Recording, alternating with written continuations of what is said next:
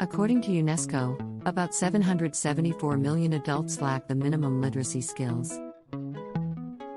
1 in 5 adults is still not literate, and 2/3 of them are women. About 75 million children are out of school, and many more attend irregularly or drop out. However, literacy is also a cause for celebration on the day because there are nearly 4 billion literate people in the world.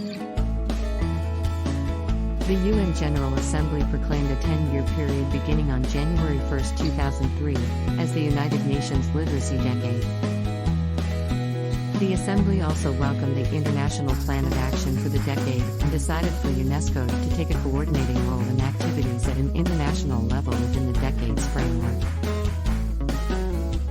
On International Literacy Day each year, UNESCO reminds the international community of the status of literacy and adult learning globally. This day was first celebrated on September 8, 1966. The International Day to Protect Education from Attack is observed on September 9 of each year. It was established by a unanimous decision of the United Nations General Assembly in 2020, calling on UNESCO and UNICEF to raise awareness of the plight of millions of children. The resolution proclaiming the day was presented by the State of Qatar and co-sponsored by 62 countries 123.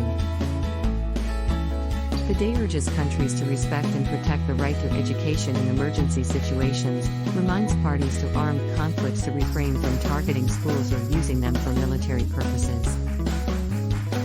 The protracted nature of conflicts today is affecting the futures of entire generations of children.